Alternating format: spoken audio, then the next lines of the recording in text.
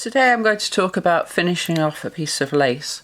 When you've been working a floral piece like this and you've got all these ends that's been thrown out, the pairs have been thrown out, and you're left with a lot of ends to get rid of. Now, a lot of people, if they're not experienced in floral lace, will say, do I have to weave all of these in? And the answer is no. All of these ends have been thrown out in cloth stitch, as you can see here. And all we are going to do is to trim them off.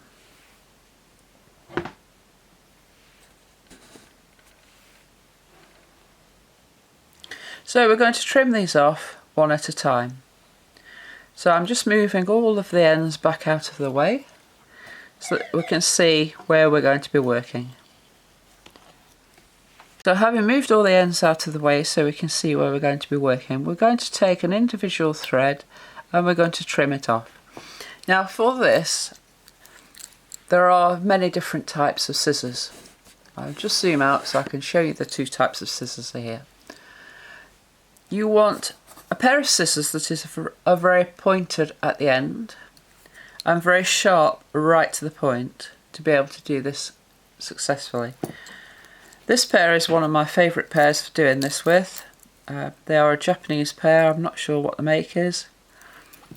And then I have this other pair, and this has got a little knobble on, so it's got a bit of a wider side on the blade that will be down.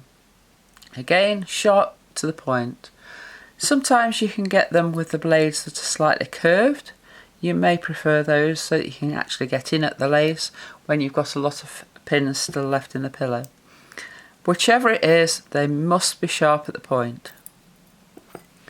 So if we zoom back in and we can see what we're going to do. I'm going to use my favourite scissors, which are these with the purple handles. And I'm going to take one thread at a time and I'm going to pull it up taut.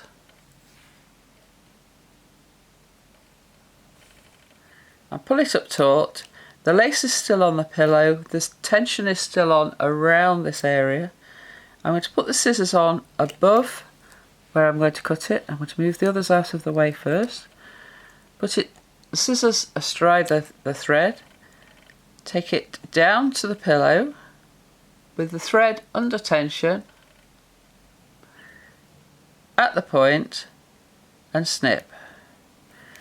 Now this causes the little tiny wispy bit that would be left on top of the cloth here to actually disappear back into the cloth. So the cloth is holding that end, the cut end, in there quite securely. And we know this because if you actually work a piece of lace and have to undo it any distance, when you've undone 2 or 3 rows, you're starting seeing fibres coming off the threads, particularly with cotton, sometimes with linen, any sort of fibre like that. If you're using a synthetic one, then it doesn't have quite the same effect and you may have to treat the ends differently. So again, take the next end, pull it up under tension, which is quite difficult to see on this video, scissors astride the thread, down to the and cut. Now, one thing you have to be very careful with is not to take the scissors in like that. They must be flat on the lace and not digging into it, otherwise you will cut it. And as long as you do it under tension, you will not see this end in the lace at all. All of this lace, previous areas have actually been trimmed here, and you cannot see any of the ends that I've cut off. They're all held in cloth stitch, so they're all quite secure.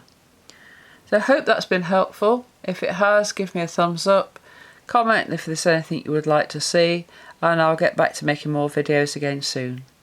Thanks for watching.